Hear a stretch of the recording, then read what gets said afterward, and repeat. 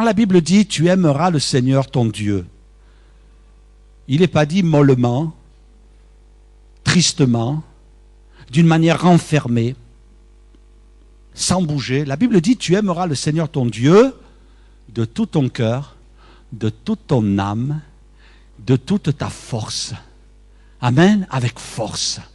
Alors ce matin, on a envie d'aimer, et on le sait, c'est dans notre nature, quand on aime, on ne peut pas le cacher. Non seulement quand on aime, on ne compte pas, mais quand on aime, on ne peut pas le chanter. J'aimerais qu'on réaffiche les paroles de ce chant qui dit « Proclamons sa grâce ». Tu peux nous afficher pour pas que je déforme les paroles. « Proclamons sa grâce au creux de la nuit, recherchons sa face au cœur de sa vie ». Et la deuxième strophe dit, enfin la troisième plutôt, « Célébrons sa gloire et bannissons la peur, chantons sa victoire, Jésus est vainqueur. » Amen. Au creux de la nuit. Mes frères et sœurs, nous sommes au creux de la nuit. Et quand j'ai prié pour ce matin, quand j'ai prié pour le thème de ce matin, j'ai pensé au fait que nous sommes au creux de la nuit. J'ai pensé au fait que nous sommes souvent menacés par l'enfer, par les ténèbres, par le diable, qui veut nous faire peur, qui veut nous pointer du doigt en disant « t'es misérable, t'as encore des défauts, t'as encore des péchés, tu te bats avec tel péché et tu t'en sortiras pas. Et sache une chose, nous dit l'ennemi, c'est que tu vas venir avec moi en enfer. » Mais ce matin, on célèbre la victoire de notre Dieu. Alléluia. Ce matin, on proclame la gloire de notre Dieu. Ce matin, on déclare que le Seigneur est vainqueur dans nos vies. Alléluia. Alléluia. Ce matin, on dit à l'ennemi, non, je suis vainqueur en Jésus. Pendant que nous chantions, je ne sais pas si c'est une pensée de Dieu ou si c'est une pensée humaine, mais dans mon cœur, il y a cette pensée qui me disait l'ennemi, quand il vous entend chanter là ce matin, il grince des dents. Moi, j'attends le moment où tellement il a grincé des dents, il n'a plus de dents. Parce que on s'est mis dans la victoire, on s'est mis en Jésus. Et c'est ça le véritable message que Dieu veut que nous ayons dans notre cœur. Il y a des gens, ils ont des messages religieux, ils ont des pratiques religieuses, et même dans nos églises, nous avons quelquefois beaucoup de gens religieux. Mais les gens religieux, ils ont des slogans, ils ont des paroles, ils ont des pratiques, ils ont des méthodes, ils ont des comportements. Mais la Bible dit que dans les derniers temps, ces gens-là, ils auront une apparence, mais ils n'auront plus rien à l'intérieur, ça sera vide. Ce matin, nous devons avoir un cœur comme celui du Seigneur, être à la recherche de sa présence. J'aimerais ce matin lire ce passage avec vous. Lorsque Jésus sortit du temple, un de ses disciples lui dit « Maître, regarde quelle pierre, quelle construction !» Jésus lui répondit « Vois-tu, ces grandes constructions, il ne restera pas pierre sur pierre qui ne soit renversée. » Il s'assit sur la montagne des Oliviers en face du temple. Et Pierre, Jacques, Jean et André lui firent en particulier cette question « Dis-nous quand cela arrivera-t-il et à quel signe connaîtra-t-on que toutes ces choses vont s'accomplir ?» Jésus se mit alors à leur dire « Prenez garde ».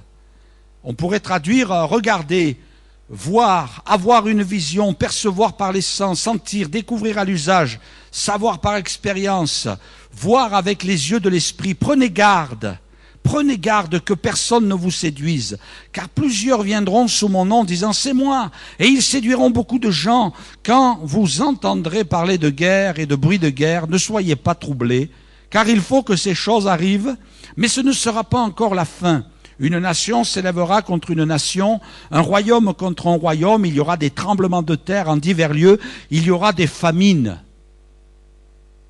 Ce ne sera que le commencement des douleurs.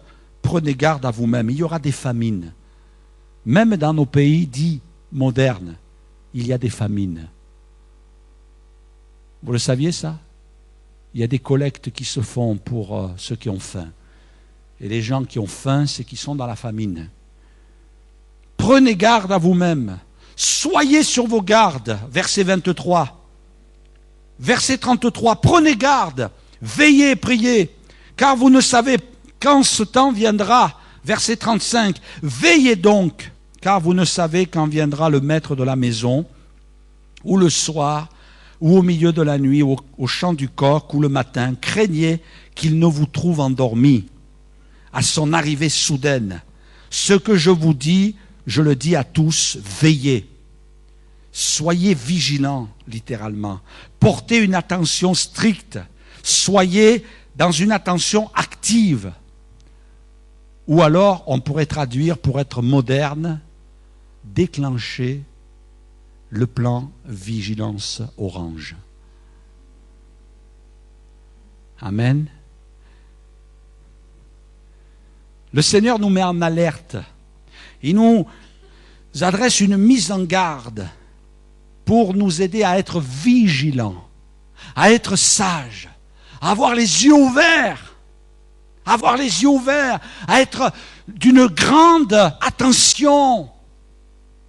Parce que le Seigneur nous dit qu'à partir du moment où Israël, et c'est ici la leçon, va connaître la destruction de son pays et emmené en captivité en l'an 70 de l'ère chrétienne, à partir de ce moment-là, est en train de déclencher un compte à rebours. C'est le compte à rebours qui annonce le retour de Jésus. Et c'est pour ça que Paul, quand il écrit dans ses épîtres, il pense qu'il va voir le retour de Jésus parce qu'il ne le sait pas. Et finalement, il écrit parce qu'il sait que le compte à rebours est en marche. Il sait que Jésus va revenir. À quel moment, il ne le sait pas. Mais à partir du moment où le Seigneur nous annonce toutes ces prophéties, il déclenche le compte à rebours et nous amène à être vigilants. Ce matin, j'ai une petite image, si vous me permettez, que j'ai découvert, on m'a fait part de, on ne va pas la mettre tout de suite, hein, on m'a fait part d'une petite scène. Je ne suis pas fanatique du football, mais je vais vous montrer une image qui va quand même nous aider à mieux comprendre aussi de quelle vigilance le Seigneur veut que nous soyons animés. L'ennemi essaie de nous dérouter, il essaie de détourner notre attention pour essayer de nous vaincre. Et il faut que nous soyons sur nos gardes. Et un petit peu, ça sera le thème ce matin, soyons sur nos gardes, tiens bon, sois sur tes gardes. Alors je vais demander, on va commencer à baisser les lumières, parce qu'il faut que vous soyez attentifs pour voir la scène qui va suivre. Alors avant de lancer, on va baisser les lumières là qui sont ici, même les deux qui sont là-bas.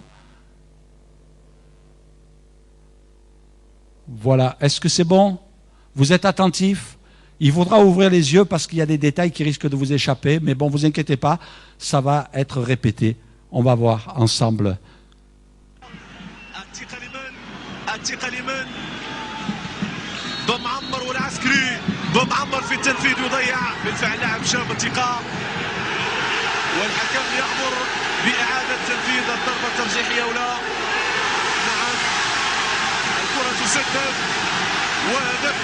Alors regardez bien, on va voir les détails.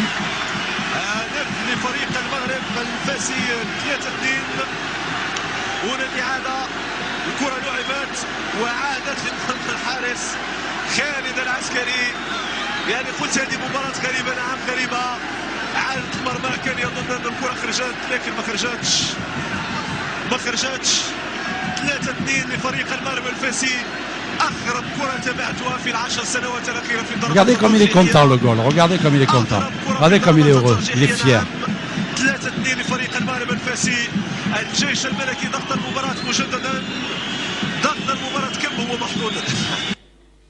Voilà, vous avez bien vu? D'accord.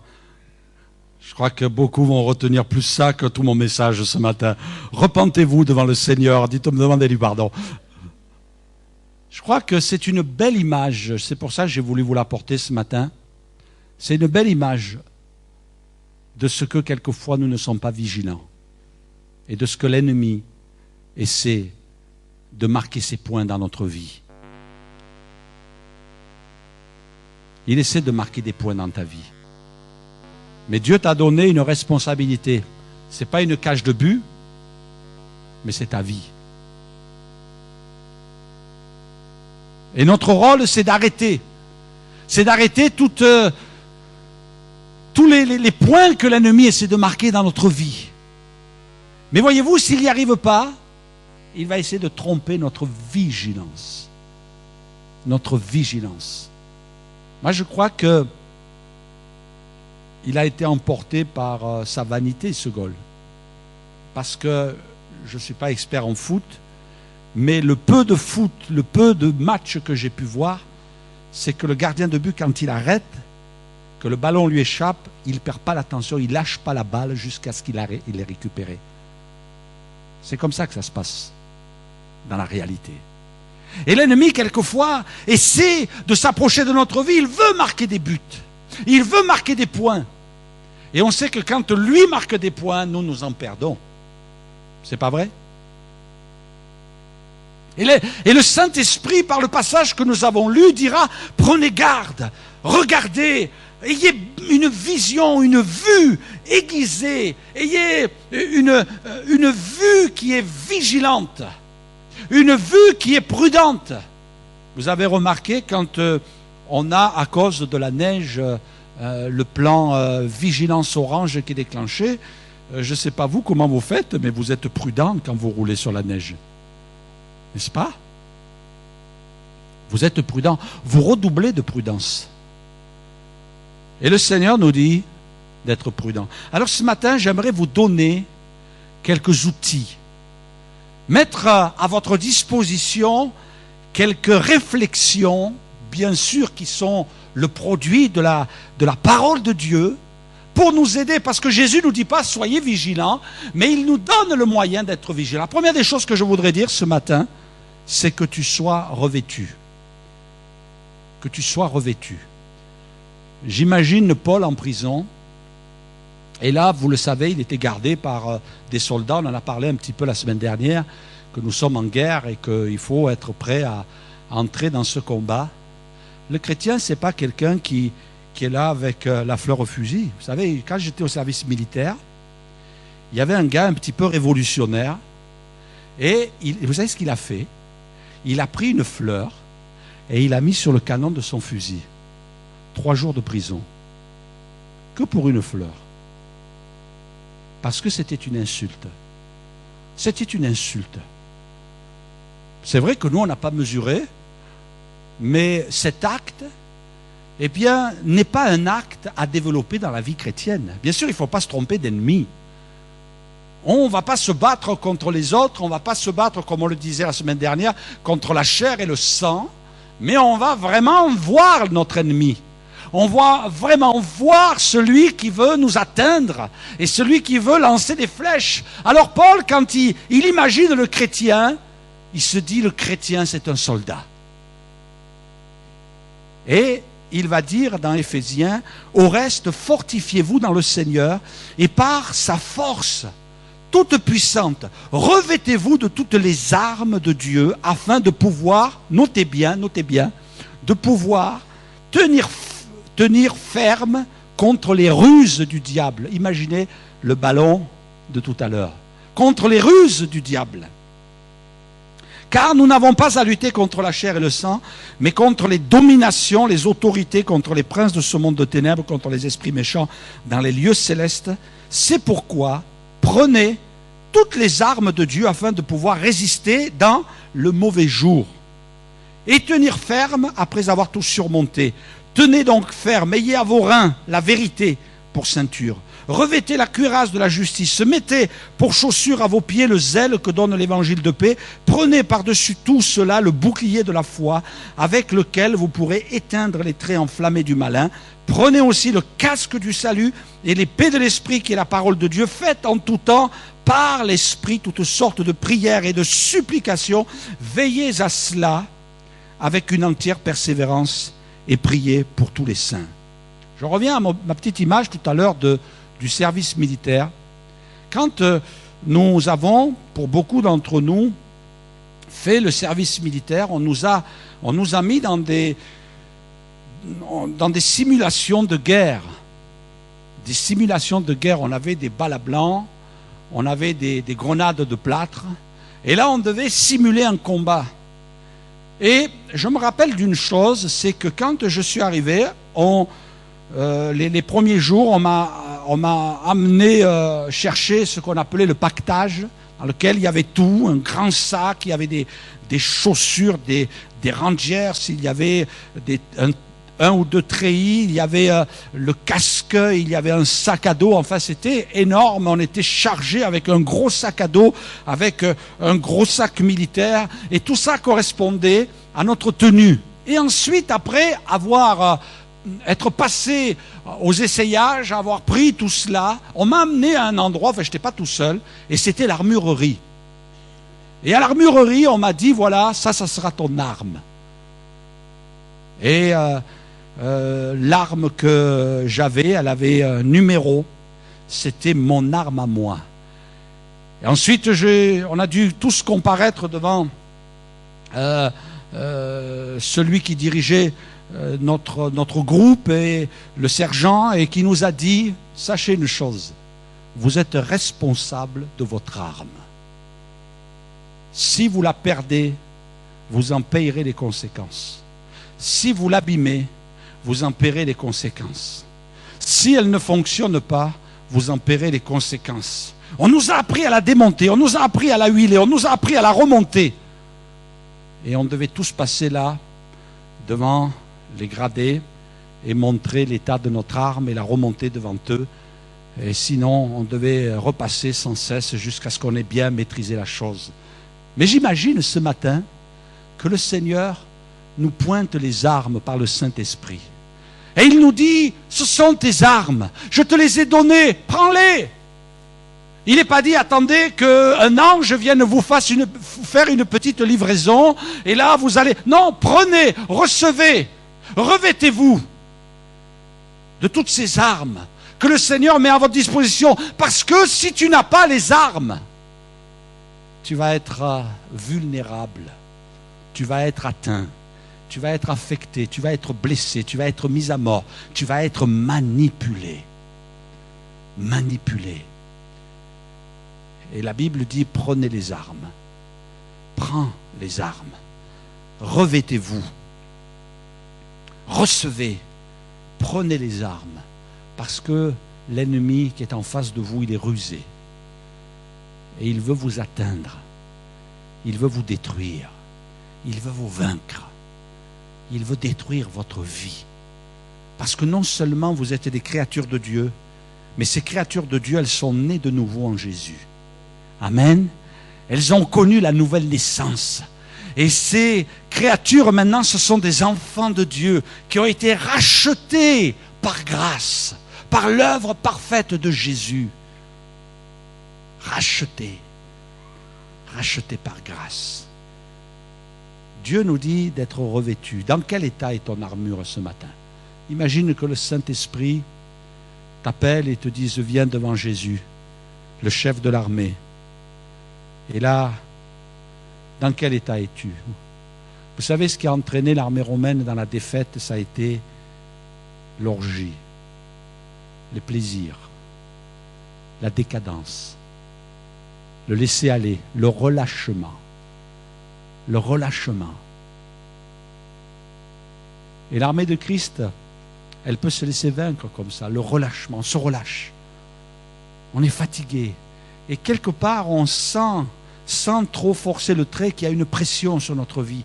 Il y a, comme on l'a chanté tout à l'heure, il y a de la peur dans nos cœurs. On a peur, on est dans l'incertitude, on est dans l'inquiétude. Les gens ont peur, ils ont peur. Et quand on est là, dans la crainte et dans la peur, le premier réflexe, c'est de s'isoler, de protéger notre environnement proche. Et là, on s'enferme, on se replie. Mais c'est une ruse de l'ennemi. C'est une ruse de l'ennemi. Le Seigneur dit non. Ne te relâche pas. Sois vigilant. Sois revêtu. Dans quel état est le casque de ton salut? Dans quel état est la cuirasse de la justice? Dans quel état est le bouclier de la foi? Dans quel état est ton épée? Quelquefois, un peu trop enfermé dans le fourreau, l'épée finit par se rouiller. Mais on est en temps de paix, pasteur. Ça va bien dans ma vie, j'ai pas de soucis. C'est vrai, tant mieux, gloire à Dieu si tu n'as pas de soucis. Mais le jour où ça va tomber, Le jour où les moments vont devenir de plus en plus difficiles, le jour où toi-même tu vas traverser un moment difficile, comment tu vas être? C'est pas la pluie, c'est les murailles de Jéricho.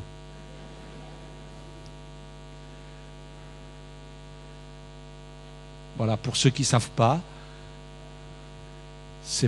on n'est pas en guerre, on n'a pas été victime d'un attentat, c'est les tours de la bâtide qui se sont écroulées. Voilà. Vous avez bien fait d'être là ce matin, gloire à Dieu. Voilà, ça y est, elles sont écroulées. Peut-être ils en tombent combien? Ah, il va y avoir un deuxième alors. D'accord. Attendez un petit peu, voilà. Dans quel état sont tes armes ce matin? On en a parlé dimanche dernier. Saül et Jonathan, ils sont tombés parce que l'huile a cessé de oindre leurs boucliers. Les boucliers étaient en mauvais état. L'épée de l'esprit peut être rouillée, plus aiguisée. Mes frères et sœurs, il y a des principes qui ne sont pas religieux. Il y a des principes qui ne sont pas le produit des assemblées de Dieu ou des églises évangéliques. C'est des principes qui sont bibliques, qui sont de la parole de Dieu. Et c'est bien plus important, mes amis. C'est bien plus important. On n'est pas là pour défendre des particularités, on est là pour vivre la parole de Dieu. Et le Seigneur nous dit, ma parole, l'épée de l'esprit, la foi, que tu dois entretenir jour après jour. Pasteur, j'ai pas le temps. Pasteur, je suis fatigué de la journée. Pasteur, j'ai des soucis. Pasteur, et c'est vrai, je suis d'accord avec vous. Mais ne laisse pas le bouclier de la foi. Ne laisse pas l'épée de l'esprit. Ne laisse pas ton salut se détériorer. Ne laisse pas la justice de Dieu s'échapper de toi. Oh, et encore du zèle, afin que ça ressemble à des chaussures qui vont t'aider à marcher dans la foi. Où en es-tu aujourd'hui? Comment pratiques-tu ta foi? Cherches-tu des prétextes? Cherches-tu des raisonnements? Quelquefois, on voit qu'une certaine légèreté s'installe dans nos vies. On devient léger par rapport à notre vie avec Dieu. Et c'est pour cela que le Seigneur dira à cette église, tu as abandonné ton premier amour. Tu l'as abandonné. Et le Seigneur va dire, il faut que tu reviennes à ce premier amour. Et c'est vrai que quand nous avons découvert Jésus, quand nous nous sommes convertis à Jésus, quand nous avons donné notre vie à Jésus, alors là, il y avait comme une certaine dynamique dans notre vie. Il y avait une soif, il y avait une faim. Et le Seigneur nous dit, il faut retrouver ça. Il ne faut pas que tu le perdes. Il faut l'entretenir. La deuxième chose que je voudrais dire, c'est que le Seigneur, par sa parole, nous avertit. Dans l'épître de Pierre, il est écrit, « Voilà pourquoi je prendrai soin de vous rappeler ces choses. Bien que vous les sachiez et que vous soyez affermis dans la vérité présente. Et je regarde comme un devoir aussi longtemps que je suis dans cette tente de vous tenir en éveil par des avertissements. Car je sais que je la quitterai subitement, ainsi que mon Seigneur, notre Seigneur Jésus-Christ, me l'a fait connaître, mais j'aurai soin qu'après mon départ, vous puissiez toujours vous souvenir de ces choses. Je vais vous tenir en éveil par des avertissements. Mes frères et sœurs, il est important que dans notre cœur, le Seigneur nous tienne en éveil et qu'il vienne par moments nous bousculer. C'est bon signe. Quand la parole de Dieu te bouscule, quand dans ton cœur tu éprouves du regret, quand dans ton cœur tu te dis ah, je ne me sens pas conforme, j'ai besoin vraiment d'approfondir mes démarches avec le Seigneur, c'est bon.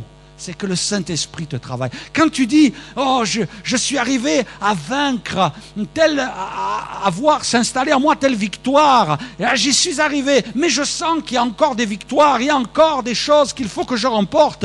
Et oui, parce que c'est normal, le Seigneur a développé un processus de vie, a déclenché un processus de vie en toi qui veut t'amener toujours plus haut. La croissance ne s'arrête pas. Tant que tu n'es pas arrivé dans le ciel, il va y avoir une pression dans ta vie, mais elle est bonne, celle-là. C'est celle du Saint-Esprit qui te reprend, qui te pousse et qui te dit viens, dans ma présence.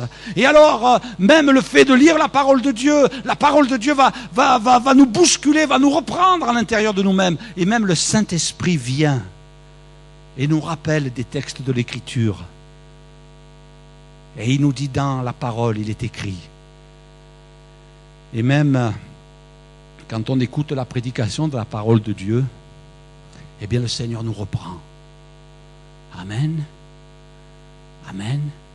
Je me rappelle cette chrétienne un jour qui me disait, pasteur, elle disait, je suis allé dans une église cette semaine, dans une certaine ville, et j'ai entendu la parole de Dieu. Wow, le message, ça décapait. Hein. Et la personne me disait, je suis arrivé dans mon église, le dimanche, et j'ai écouté le message, c'était quasiment les mêmes choses. Et ça, c'est extraordinaire. C'est l'œuvre de Dieu. La Bible dit que dans les derniers temps, les gens voudront entendre des choses agréables. Ça ne veut pas dire que la parole de Dieu n'est pas agréable. Ça ne veut pas dire que l'évangile, ce n'est pas agréable. L'évangile, c'est une bonne nouvelle. Donc la bonne nouvelle, c'est agréable. Il y a des choses agréables à entendre dans la parole de Dieu. Mais le piège, le problème, c'est de ne vouloir écouter que des choses agréables. Mais il y a des moments où le Seigneur n'a pas que des choses agréables à nous dire. Même Jésus, qui était rempli d'amour parmi les hommes, eh bien, quelquefois, il n'avait pas des choses agréables à dire, même à ceux qu'il aimait le plus. La Bible dit qu'il a mis le comble à son amour envers ses disciples. Mais même en mettant le comble à son amour envers ses disciples, quelquefois, il ne leur fait pas de cadeau. Hein. Vous avez remarqué? Le Seigneur les reprend, mais il les reprend parce qu'il les aime. Il les reprend. Même quelquefois, le Seigneur est un petit peu en colère contre eux, mais c'est de la colère qui est le produit d'un amour profond à l'égard de ses disciples. Alléluia. Des avertissements. Nous avons besoin de nous laisser avertir.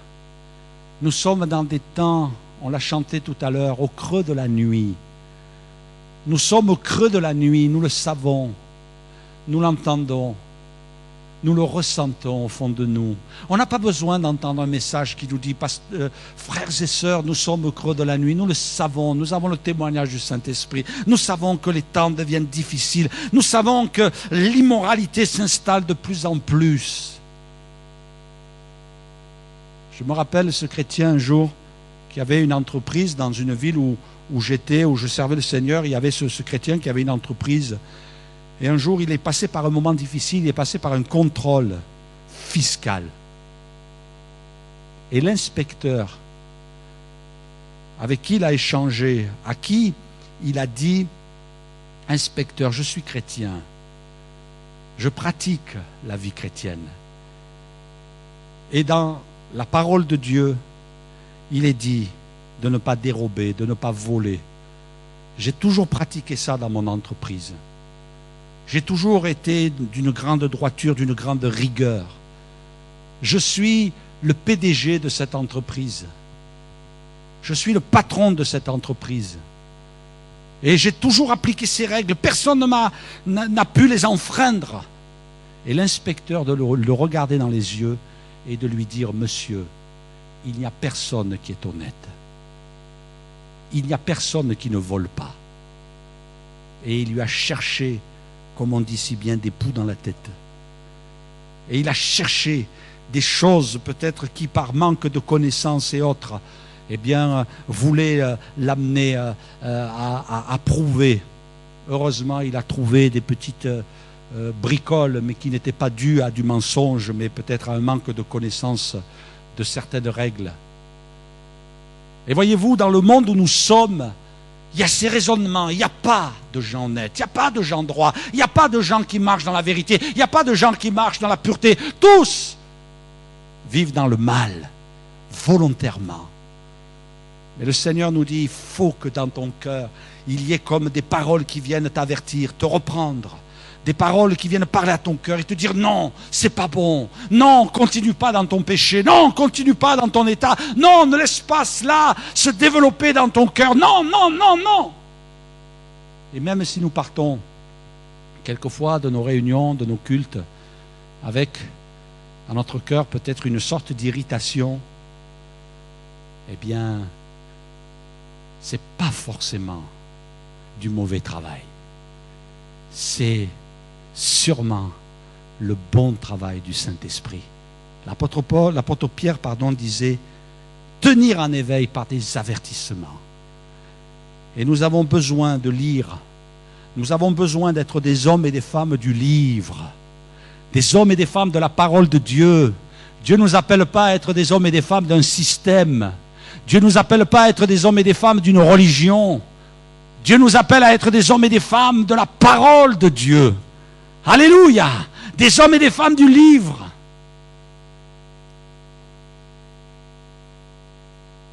Un jour, il y a un homme de Dieu, un serviteur de Dieu, qui était dans un camp de jeunesse. Et en commençant le camp, il a dit à tous les jeunes qui étaient là,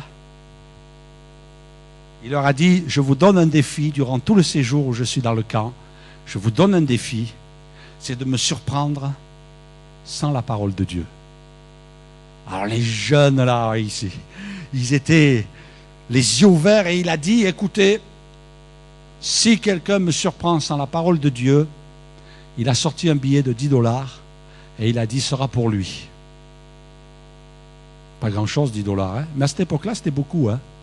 Ça remonte à assez loin, peut-être à 50 ans en arrière, c'est une vieille histoire. Et il a dit, je donne un billet de $10. Alors les jeunes là étaient en train de le chercher. Et ils regardaient, ah non, il a la Bible sous le bras. Ah ben là-bas, ah ben non, regarde, il a le cartable avec lui. Il a les ciseaux sous les arbres, il méditait la parole de Dieu. Et un jour, ils l'ont vu comme ça, il était un petit peu plus détendu, il avait la petite chemisette. Et ils ont dit, là, les mains, il n'a rien dans les mains. Et il y a 3 qui se sont mis à courir, ils ont dit, hé, pasteur, ouais, on vous a surpris, sans la Bible, ouais, $10. Alors il a mis la main dans la poche, il a sorti un Nouveau Testament. Alors les pauvres jeunes, la tête baissée, sont partis. Bon, je ne dis pas, mais soyons des hommes et des femmes du livre. Soyons de ceux qui aiment la parole de Dieu, qui ne la sortent pas le dimanche. Lisez-la, nourrissez-vous. Nourrissez-vous. L'homme ne vivra pas de pain seulement. Laissez-vous reprendre par la parole de Dieu. Un homme un jour a eu une Bible qui lui a été offerte. C'était un paysan. Et quand il a commencé à lire, je crois que c'était, si mes souvenirs sont bons, c'était l'Épître aux Romains qu'il était en train de lire d'une manière hasardeuse. Alors il dit, femme, bon, je ne vous dis pas de parler comme ça, mais lui c'est un paysan, bon j'ai rien contre les paysans, hein. Mais bon il parlait comme ça, femme, en parlant à son épouse, femme, si ce livre dit vrai, Dieu existe. Et il continuait la lecture. Femme, si ce livre, ce qu'il dit est vrai, nous sommes des pécheurs. Et il continue à lire l'Épître aux Romains. Et sûrement peut-être vers le chapitre 6. Femme, si ce livre dit vrai, nous sommes perdus et nous allons en enfer. Et il continue la lecture. Et là, il devait arriver, chapitre 7. Femme, si ce livre dit vrai, Jésus nous a sauvés. Et au chapitre 8, femme, si ce livre dit vrai, eh bien Dieu veut nous remplir de son esprit. C'est ça la parole de Dieu. Elle va nous reprendre, mais toujours pour nous bénir. Elle va nous avertir, mais toujours pour nous aider à être sur nos gardes. Moi, je ne veux pas que dans ma vie, l'ennemi marque des points. Je ne veux pas me laisser tromper dans ma vigilance. Mes frères et sœurs, le Seigneur nous attend aussi à ses pieds pour que nous puissions venir chercher sa révélation. La troisième des choses que je voudrais dire, ce qui va nous maintenir en éveil, c'est de déclencher en nous un processus de croissance. Regardez ce que nous lisons aussi dans l'épître de Pierre. Vous donc, bien-aimés, qui êtes avertis, mettez-vous sur vos gardes, de peur qu'entraînés par l'égarement des impies, vous ne veniez à déchoir de votre fermeté, mais croissez, grandissez, progressez dans la grâce et dans la connaissance de notre Seigneur et Sauveur Jésus-Christ. À lui soit la gloire maintenant et pour l'éternité. Amen. Que vous ne veniez à déchoir, littéralement, que vous ne veniez à tomber, échouer, heurter, sans effet, périr, être déchu, que vous ne veniez à déchoir. Comment ne pas tomber? Comment ne pas chuter? Comment rester ferme? Comment rester vigilant? Alors il faut grandir avec le Seigneur. Grandir avec le Seigneur. Est-ce que tu as envie de grandir avec le Seigneur? Est-ce que tu as envie de progresser avec le Seigneur? Est-ce que tu as envie d'avancer? Quand tu regardes derrière toi, qu'est-ce que tu vois? Une vie chrétienne qui est tout à fait plate, linéaire. Il n'y a rien qui a évolué depuis 1 an, depuis 2 ans, depuis 10 ans. Il n'y a rien qui a évolué. Ou peut-être même quand tu regardes en arrière, tu vois que ça s'est dégradé. Que ça s'est dégradé. Et tu dis, mais il y a quelques années, c'était beaucoup mieux. Oh, je dis pas, attention, je dis pas que aujourd'hui tu es dans des difficultés, tu es dans des combats, peut-être tu as des problèmes. Ça n'a rien à voir avec notre progression. Quelquefois même, et souvent, c'est ce qui nous fait grandir avec le Seigneur, l'épreuve. Ça nous fait grandir. Parce que l'épreuve, ça nous amène devant Dieu. Un jour, il y a des serviteurs qui écrivent au général William Booth, qui était le fondateur de l'armée du salut, et qui disait « On n'y arrive plus, ça ne marche plus, le message ne passe plus ». Alors il leur répond en disant « Essayez de vous mettre à genoux, essayez la prière ». Dans les combats, on grandit. Dans les combats, on avance. Parce que les combats, ça nous met à genoux. Parce que les combats, ça nous rapproche de Dieu. Parce que les combats, ça nous amène à nous remettre en question. Ce n'est pas de cela que je veux parler, mais peut-être d'une légèreté qui s'est installée. Et là, l'ennemi profite. Et quand il sent qu'il y a de la relâche, quand il sent qu'on a baissé la garde, quand il sent qu'on a baissé les bras, quand il sait qu'on s'est relâché, eh bien, il essaie de sauter sur nous pour nous faire sombrer. Le Seigneur nous appelle à grandir. Seigneur, je veux grandir avec toi. Seigneur, je veux grandir dans ma relation avec toi. Seigneur, je veux grandir dans ma qualité de vie avec toi. Seigneur, fais-moi grandir en toi. Parce que quand on entre dans ce procédé, on tient ferme dans la vie chrétienne. Ça dérange l'ennemi. Ma question ce matin, où en es-tu? Est-ce que tes années de conversion sont là pour médailler ton torse? Est-ce que les victoires que tu as remportées sont là pour dire « Oh, attention !»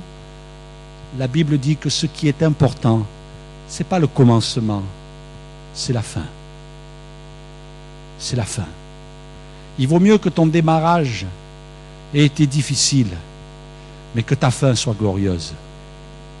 Plutôt que de commencer comme certains dans la parole qui ont commencé fort et qui ont fini misérablement. Le Seigneur te dit comment tu vas finir ta course.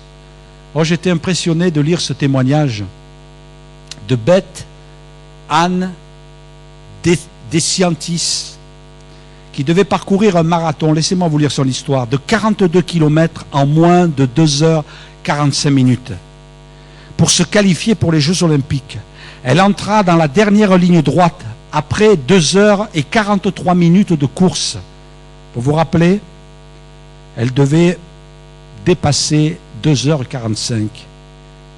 Il lui restait 2 minutes pour terminer le marathon et se qualifier.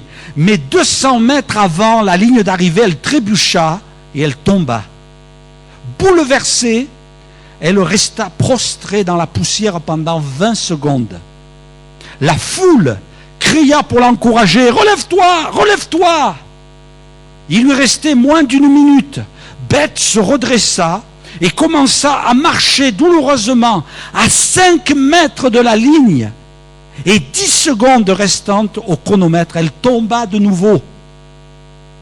Sous les cris d'encouragement de la foule, elle rampa. Les derniers mètres et franchit enfin la ligne d'arrivée. Son temps était de 2h43. 44 minutes et 57 secondes. À 3 secondes. La foule l'a stimulé. Relève-toi! Et ce matin, non, ce n'est pas la foule que nous avons. C'est le Saint-Esprit qui nous dit relève-toi! Relève-toi! Ne reste pas au sol! Tu as chuté, tu es tombé, tu as désobéi, tu as laissé des choses pénétrer dans ton cœur. Non, ne reste pas au sol! Relève-toi, te dit le Saint-Esprit. Relève-toi. Et prends ses forces, et peut-être même tu vas y arriver en rampant. Mais la ligne d'arrivée, tu vas la franchir. Alléluia. Relève-toi. Est-ce que l'ennemi a marqué tellement de buts dans ta vie que tu es au sol, la tête dans la poussière? Tu dis non, je suis dans la poussière ce matin. Pasteur, je suis découragé. Eh bien, sois le bienvenu au club des découragés. L'ennemi me décourage. Sois le bienvenu. Si tu es attaqué, c'est parce que tu gênes l'ennemi. Il veut te mettre le nez dans la poussière. Oh, pasteur, ça fait quelques semaines que je suis baptisé. Pasteur, si vous saviez comme c'est dur, t'inquiète pas, ta vie est entre les mains de Dieu. Pasteur, je suis tenté. Pasteur, il y a tel péché qui est revenu dans ma vie. Eh bien, ne te décourage pas, relève-toi. Relève-toi, fais pas l'œuvre de l'ennemi. Lui donne pas de se réjouir en disant « ça y est, je l'ai eu, ça y est, je l'ai vaincu ». Non, non, non, non, non, non, non. Relève-toi. Vous savez, dans l'armée américaine, je ne suis pas très expert en matière militaire, mais je sais une chose, c'est qu'il y a un slogan chez les Marines américains, on ne laisse personne derrière nous. On ne laisse personne derrière nous. Ça veut dire que s'il y a un blessé, on s'arrête, on le prend et on le sort de là. Et même s'il y a un Marines qui est mort, on le prend et on l'amène avec nous. On ne laisse personne derrière nous.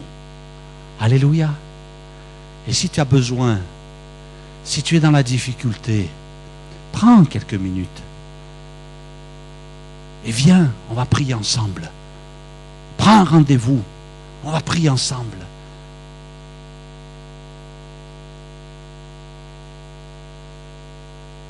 On va demander à Dieu de t'aider. Je suis heureux de pouvoir aider des frères et sœurs qui me disent « Pasteur, j'ai des difficultés. Allez, viens, on va prier ensemble. Allez, viens, on va passer du temps ensemble.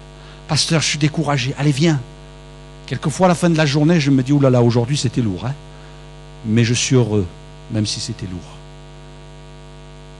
Parce qu'on a prié ensemble. Et après, quand j'ai un frère, une sœur, comment ça va? Ça va. Le Seigneur m'a béni. Le Seigneur m'a secouru. Oui, c'est merveilleux. Je voudrais terminer en disant, il faut se garder.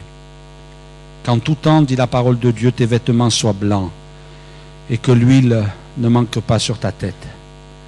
Le Seigneur dira, voici, je viens comme un voleur. Heureux celui qui veille et qui garde ses vêtements afin qu'il ne marche pas nu et qu'on ne voit pas sa nudité.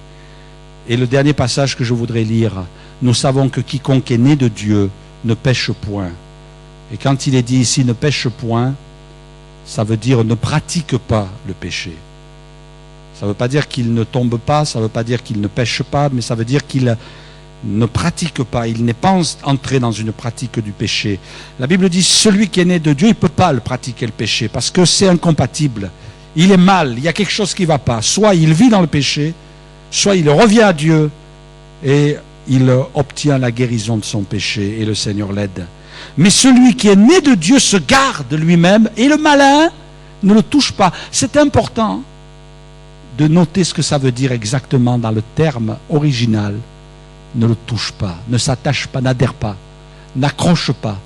Et même, pardonnez, mais c'est ce que ça veut dire, le toucher. Quand il est dit, il est bon à l'homme de ne pas toucher de femme, c'est aussi dans le cadre d'une relation sexuelle. Donc on imagine mieux ce que ce mot veut dire, ne le touche pas. Ça veut dire que non seulement l'adversaire ne peut pas s'accrocher, mais il ne peut pas rentrer à l'intérieur de moi. Il ne peut pas. Il ne peut pas s'accrocher. Même avec ses griffes, il ne tient pas. Alléluia. Il ne tient pas, se garde lui-même. Celui qui est né de Dieu, il va se garder lui-même. Et le malin ne le touche pas. Il ne peut plus adhérer dans notre vie. Ça, c'est ce que le Seigneur a accompli en mourant sur la croix. Spurgeon disait, si nous ne recherchons pas le Seigneur, le diable saura, lui, nous trouver. Seigneur, je veux chercher ta face et je veux chercher ta sanctification. Je veux marcher dans la pureté. Je veux marcher dans la droiture. Je veux que le péché s'éloigne de moi, Seigneur. Amen. Et ce matin, continue ton combat. Peut-être au fond de toi, tu dis, Seigneur, tu vois mon combat. Tu vois ma faille. Tu vois mes difficultés. Tu vois mes souffrances. Alors ce matin, je vais inviter les musiciens et nous allons ensemble inviter aussi l'équipe de la Sainte Seine. Ce matin, reprendre uniquement ces paroles de ce chant qui dit, ce matin, Seigneur, je suis libre de mes chaînes. Amen, je suis libre. La Bible dit, si le Fils vous affranchit, qu'est-ce qu'elle dit? Qu'est-ce qu'elle dit la Bible? C'est ça qui est important. Si le Fils vous affranchit, vous serez réellement libre. Pas dans l'illusion. Si le Fils vous affranchit. Ce matin, Seigneur, je suis devant ta face. Ce matin, Seigneur, je suis devant toi pour réclamer ton aide, pour réclamer ton secours. Seigneur, aide-moi ce matin. Seigneur, secours-moi ce matin. Seigneur, ta parole a été comme là pour m'avertir ce matin. Mais j'ai besoin de toi.